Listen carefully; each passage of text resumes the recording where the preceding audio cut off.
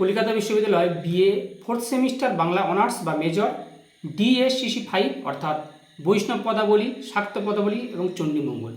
এই পেপারের আজকে আমি দিয়ে দিচ্ছি previous years question answer solution. এটা তোমাদের কাছে দিব্যাস্ত্র। এই জিনিসটা কোথাও পাবে না, তাই কেউ মিস করবে না। যে মিস করবে সে সবথেকে বড় ভুল করবে। বিগত বছরের সমস্ত প্রশ্নের সমস্ত সালের সমাধান অবশ্যই ফলো করবে। এটা বৈষ্ণব পদাবলী, শাক্ত পদাবলী, চণ্ডীমঙ্গল, এই যে 3টে ইউনিট রয়েছে, 3টে মডিউল রয়েছে, এখান থেকে আমি প্রিভিয়াস ইয়ার্স কোশ্চেন আনসার সলিউশনটা দিয়ে দিচ্ছি। অবশ্যই ভিডিওটা দেখো একদম খুঁটিয়ে। 15 নাম্বার নিতে গেলে শর্ট কোশ্চেনে পাস করতে গেলে অবশ্যই এই ভিডিওটা তোমাদের জন্য খুব গুরুত্বপূর্ণ। কেউ মিস করো না কিন্তু। আর ভিডিওটা প্রচুর পরিমাণে শেয়ার করে দাও, একটা লাইক কমেন্টস করে দিও। আমি সমস্ত সালের সংক্ষিপ্ত প্রশ্নোত্তরগুলো দিয়ে দেবো, চিন্তা নেই। চ্যানেলের সঙ্গে থাকো, সাবস্ক্রাইব করে রাখো, পেয়ে যাবে। দেখো, প্রথম প্রশ্ন রয়েছে, বৈষ্ণব পদাবলীর কোন কবিকে চণ্ডীদাসের ভাবশিষ্য বলা হয়? জ্ঞানদাসকে। বিদ্যাপতির ভাবশিষ্য বলা হয় গোবিন্দ দাসকে। বিদ্যাপতিকে আবার বলা হয় মৈথিল কোকিল, অভিনব জয়দেব। দেখো, লাইন তুলে প্রশ্ন হয়েছে, খুব ভালো করে দেখে নাও। আর সমস্ত টেক্সট খুব ভালো করে পড়ে রাখবে। সমস্ত টেক্সটগুলো ভালো করে দখলে রাখো। তোমাদের এই ডিএসসিসি 5 বা সিসি 5-এ লাইন তুলে প্রশ্ন হয় কিন্তু। তাই যাদের টেক্সট ভালো দখলে থাকবে তারা কিন্তু জয়লাভ করবে। আর সালের সংক্ষিপ্ত প্রশ্ন তো তোমরা একমাত্র প্রান্তিক গাইডেই পাবে, আর অন্য কোথাও পাবে না। এবং লাস্ট মিনিট ফাইনাল সাজেশান, আমি যে লাস্ট মিনিট ফাইনাল সাজেশানটা দেবো অবশ্যই তোমরা সেখান থেকে ভালো রেজাল্ট করতে পারবে। 75 থেকে 80% মার্কস পাবে। স্মার্ট প্রিপারেশন, সঠিক প্রস্তুতি, ভালো রেজাল্ট। প্রান্তিক গাইডের সঙ্গে থাকো, অবশ্যই তোমার স্বপ্ন পূরণ হবে।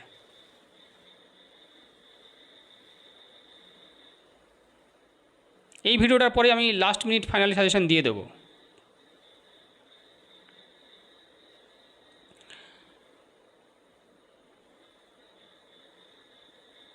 স্ক্রিনশট করে নেবে বা খাতায় লিখে নেবে। 10 মিনিট সময় দাও আমাকে জাস্ট। দেবী চণ্ডীর দেওয়া অঙ্গুরিটির মূল্য কত? 7 কোটি টঙ্কা। টাকা নিয়ে দেখে নাও। আর সপ্তঘরা ধনও পেয়েছিলেন। টাকা নিয়ে কালকেতু গোলাহাট পাড়ায় গিয়েছিলেন।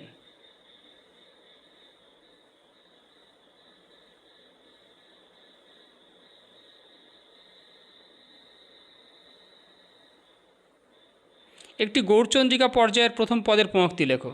আজুহাম কি পেঁখলু নবদ্বীপচন্দ্র, রাধামোহন ঠাকুরের পদ। রূপানুরাগ পর্যায়ের শ্রেষ্ঠ কবিকে জ্ঞানদাস, তার একটা পদ হচ্ছে রূপলাগি আঁকি ঝুড়ে। আমি ডিটেলস কিন্তু এখানে সব দেখো, এক লাইনের মধ্যে করে সব ডিটেলস আমি সব আলোচনা করে দিয়েছি, লিখে দিয়েছি। খুব সুন্দর করে মোটামুটি দেওয়া রয়েছে, এটা অবশ্যই পড়ে নেবে, লিখে নেবে। মৈথিল কোকিল বিদ্যাপতিকে, তিনি আবার অভিনব জয়দেব নামেও পরিচিত।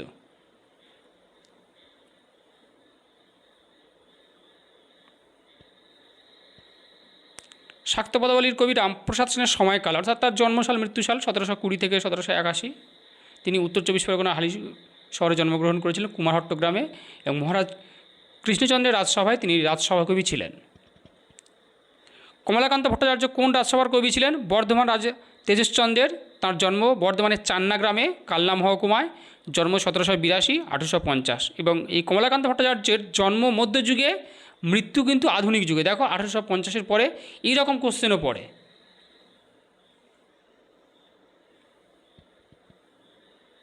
সতিনী সরলা নহে, সতিনীর নাম কি? গঙ্গা। শাক্ত পদাবলী। বিদ্যাপতি কোন রাজসভার কবি? মিথিলার রাজসভার কবি। পঞ্চরস শান্তদাস সখ্য বাৎসল্য মধুর। আউলাইছে অর্থাৎ উথাল পাথাল হওয়া। টেক্সটগুলো ভালো করে দখলে রাখো, আর কোনো কিছু চিন্তা করতে হবে না। টেক্সট। আর যারা আমার কাছে অনলাইন ক্লাস করতে চাও বা নোটস সংগ্রহ করতে চাও, স্ক্রিনে দেওয়া নাম্বারে যোগাযোগ করবে, সমস্ত কিছু পেয়ে যাবে। তোমাদের পরীক্ষা হয়ে গেলেই কিন্তু আমাদের ক্লাস শুরু হয়ে যাবে।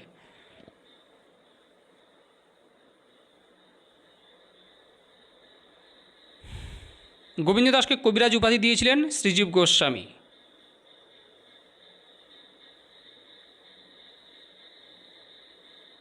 সমস্ত পেপারের সংক্ষিপ্ত প্রশ্ন উত্তর, সালের সংক্ষিপ্ত প্রশ্ন উত্তরগুলো আমি দেবো, চ্যানেলের সঙ্গে থাকবে। এবং লাস্ট মিনিট ফাইনাল সাজেশান আমি সবসময় টার্গেট দিই 75 থেকে 80% মার্কস, সেটা পাওয়া যায়, পাওয়া সম্ভব।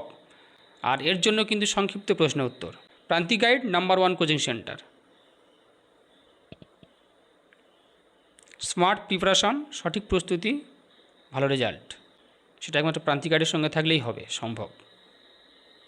কৃষ্ণের পালক পিতার নাম কি? নন্দরাজ। তাহলে জন্মদাতা পিতামাতার নাম ওই রকম করে ডাকবে। মন্দির বাহির কঠিন কপাট, মন্দির শব্দের অর্থ এখানে গৃহ। এটা হচ্ছে অভিসার পর্যায়ের পদ, গোবিন্দ দাসের পদ। অনুরাগ পর্যায়ের শ্রেষ্ঠ কবি বল্লভ দাস।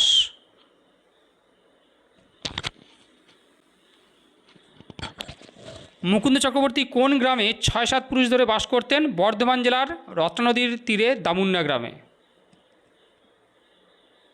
কালকেতু ফুলেরার বিবাহের ঘটক কে ছিলেন? কমেন্টসে জানাবে। কালকেতু ফুলেরার বিবাহের ঘটক কে ছিলেন?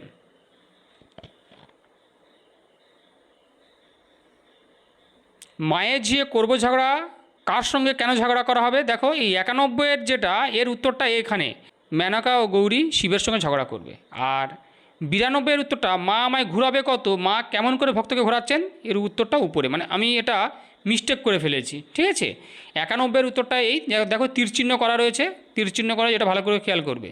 92-এর উত্তরটা উপরে, অর্থাৎ 91-এর উত্তর যেখানে হওয়ার কথা সেখানে 92-এর উত্তর হয়ে গিয়েছে, 92-এর উত্তর যেখানে হওয়ার কথা সেখানে 91-এর উত্তর হয়ে গিয়েছে। তীরচিহ্নটা এটা ভালো করে ফলো করো।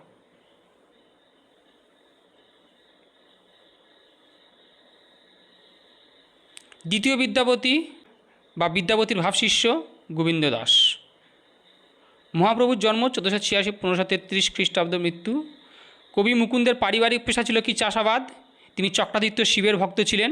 তার পিতার নাম হৃদয় মিশ্র। কাব্যের রচনাকাল চণ্ডীমঙ্গল কাব্যের রচনাকাল 1577 খ্রিস্টাব্দ। কাব্যের নাম অভয়মঙ্গল, অম্বিকা মঙ্গল।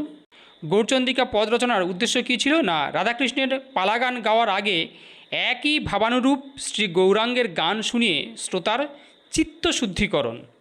হৈমবতীকে উমা বা পার্বতীর অপর নাম। ত্রিগুণ কি? সত্য, রজ, তম। চণ্ডী কালকেতুর নিকট কোন রূপে দর্শন দেন? মহিষমর্দিনী রূপে। আশ্বিন মাসে পূজার বিধান রয়েছে, আশ্বিন মাসে পূজা হতো। অভয়মঙ্গলে মোট 7টি পালা রয়েছে। ইন্দ্রের পুত্রের নাম নীলাম্বর ও তার পত্নী ছায়া, যারা কালকেতু আর ব্যাদ রূপে জন্মগ্রহণ করেছিলেন মর্তে।